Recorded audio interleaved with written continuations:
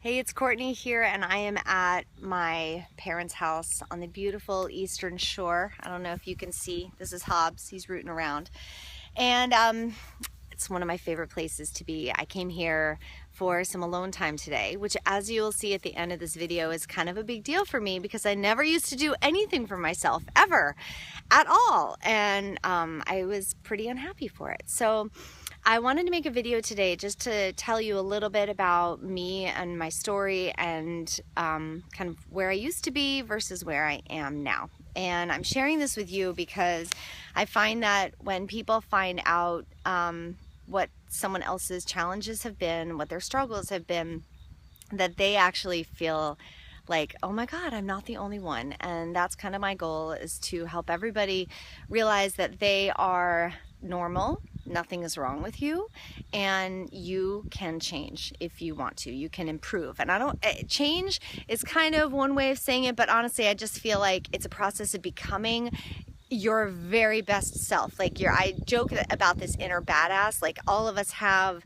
this inside of us, and this is just a process of like really just owning who you are, becoming your true, glorious, amazing self, because we're all that way. We all have that in us, and we just don't know how to find it a lot of the time. We've lost our way, and I lost my way.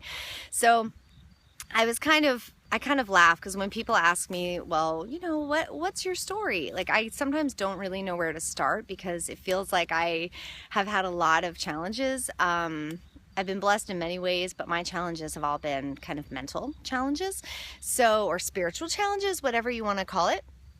So I would say that the biggest thing for me was finding out that I was or am a highly sensitive person, and also really realizing that I suffer from anxiety and depression. And those were things that I started experiencing as a very, very, very young kid. As a young kid, I was diagnosed with ADHD. I had terrible, terrible anxiety, like awful.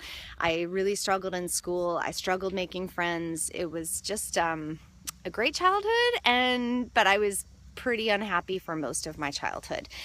And then, as I grew up, those challenges, the depression, the anxiety, and being highly sensitive led to me eating poorly, led to me feeling overwhelmed all the time, and then as my diet suffered, my health suffered, and it was just a, domino effect of things. So I ended up as an adult, just kind of feeling sick all the time, overweight, very, very, very unhappy, and suffering a lot.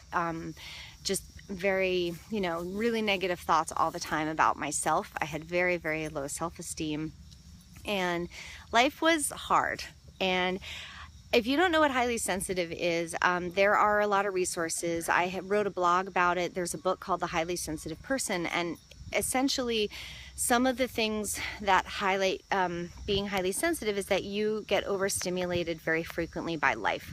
I used to kind of say, I thought I was broken for many years. There was something wrong with me. I felt like allergic to life, like I couldn't be in the world like normal people. I thought that there was something just truly, truly wrong with me because I couldn't handle social situations sometimes. I would get really overwhelmed by loud noises. I also am highly empathic, and so I would take on the misery of the world. And if you're not this way, you're not really gonna get what I'm talking about.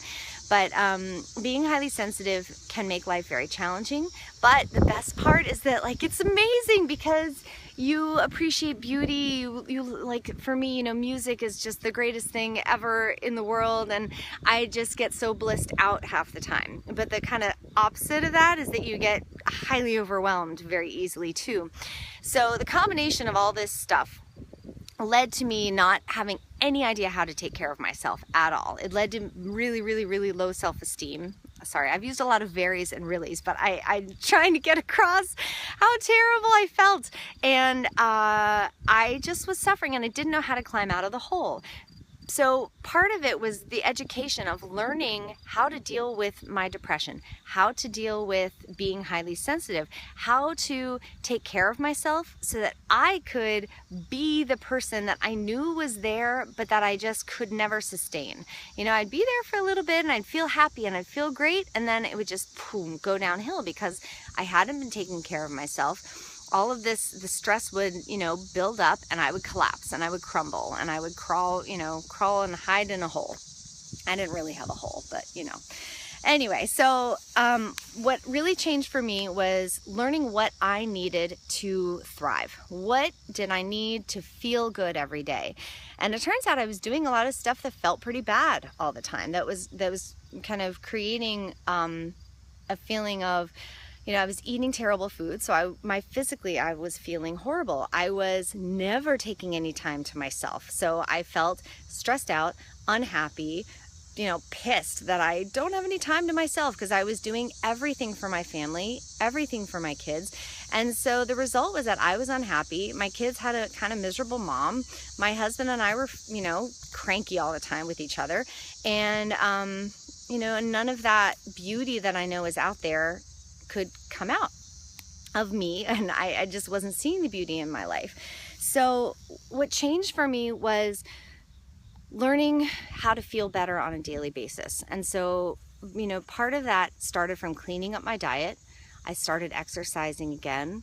I started doing things for myself to just raise my vibration. And when I say vibration, you don't have to be all like new agey spiritual, whatever, to know that you can either feel really good or feel really bad. So a higher vibration is feeling really good. That's what that means. And like for me, being here today alone for the day so that I can just recharge my batteries is huge for me. I never ever would have done this before because I would have felt guilty, like, oh, I can't leave my family, I can't leave my kids.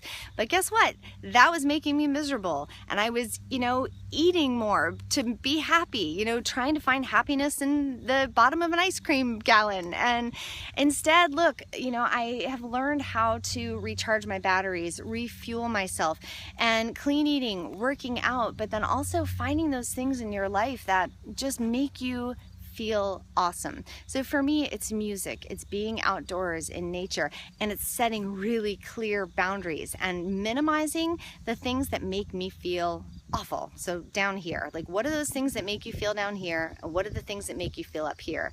Do less of these and more of these. And it's kind of simple, but it's also really hard. And so I wanted to share this with you because I wanted you to understand how everything kind of builds on itself. It's not as easy as just cleaning up your diet. You can eat healthy food, but if we could just simply do that, everyone would be doing that. But it's really important to help work on your mindset is huge, like your thoughts that you're thinking, because I went from being the most negative person in the world to being someone who focuses on beauty every single day, who focuses on gratitude, who focuses on the positive. And this is not how I was. I was terribly negative, horrible, like afraid to admit that, yeah, this is a good day, I'm feeling happy, because I was looking at all the stuff that was wrong in the world. And so it's a combination of things. It's not just one magic bullet. And the reason that I'm doing this work today is because I know that who I used to be. I know who I used to be, and I know who I am now, and I know that I just know it's possible to make these changes, and I know that it's not easy, and I know that I don't know, it gets me going. I want everyone to be their true selves. I want everyone to feel amazing. I want to help people get to that place where, get from that place of feeling so lost and bad about themselves to feeling like, oh my God, life can be great, life can be amazing, and it's not always a cakewalk at all. There are definitely hard days, but the difference is learning how to deal with that. Setting yourself up so that if you fall, you know how to get back up again. That's probably the biggest thing, because I used to fall and I would just stay there. And now, I've learned how to fall and get back up again. So that's also, we work so much on that. That is a huge key to success. So that's kind of it. I mean, it's kind of a lot, but you know, my hope is that I can share this and that you can relate to some of it. You don't have to relate to all of it because everybody has their own stuff. Everyone is different, but the fact is we all have our stuff. And I think that's the main point that I'm trying to make too, is that you've got your stuff. Everyone has their stuff. You are not alone in this. And that is why I love this group support, is because we all realize like, oh my God, okay, so everyone's messed up. Yes, everyone is messed up, but everyone is so beautiful too. Okay, so that's about it. And thanks so much for watching. I hope it's helped you learn a little bit about me, but also learn a little bit about what is possible for you. And that's it. I hope you have an awesome day. Just one last look at the beauty here. And anyway, I'll talk to you soon. Bye.